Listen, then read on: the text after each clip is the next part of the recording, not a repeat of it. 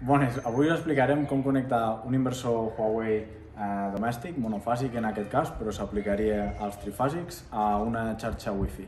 Llavors, la intenció del vídeo és que tothom pugui fer amb un mòbil Android o iPhone de forma senzilla una connexió de l'inversor al mòdem. Això és molt útil si fem resets als mòdems, si ens canviem de companyia d'internet, si per algun motiu fiquem més elements al wifi de la casa i l'inversor es veu desplaçat i es desconnecta.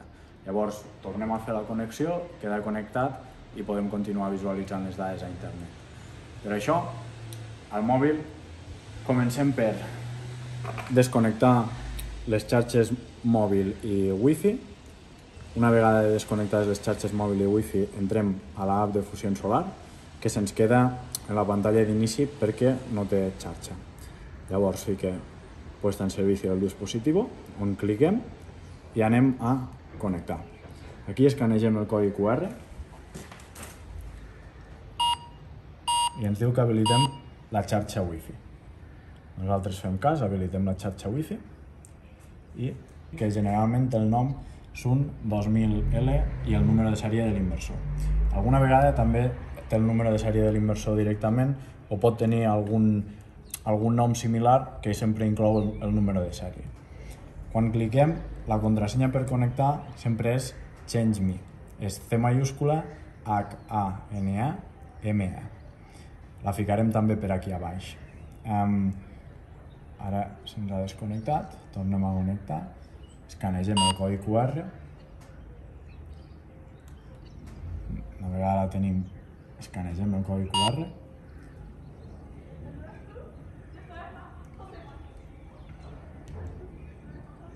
I se'ns connecta a l'inversor. Una vegada volem connectar a l'inversor, tenim l'opció d'installer i l'opció de user. Generalment amb user en tenim prou per introduir els permisos i també ens assegurarem de no tocar cap cosa més perillosa. La contrasenya és 5 zeros i una A. On hem desconnectat el wifi a propòsit i per tornar-lo a connectar pitgem els 3 botons, ajustes, ajustes de connexió de router, seleccionem el wifi correcte, que en aquest cas doncs ja el tindríem seleccionat, però aquí tindríem una llista de tots els que podem trobar i li ficaríem la contrasenya. Una vegada ficada la contrasenya, cliquem a connectar i accedim. L'inversor ens dona que s'ha connectat a internet i si tornem endarrere ens sortirà a la pantalla principal que l'estat de la connexió té bona senyal i que està connectat al gestor de xarxa, que seria el sistema de monitorització. Amb això ja tindríem el wifi una altra vegada connectat al router i nosaltres en aproximadament uns 5 minuts podríem tornar a entrar a l'app de Fusión Solar i veure les dades normalment com les havíem vist fins ara.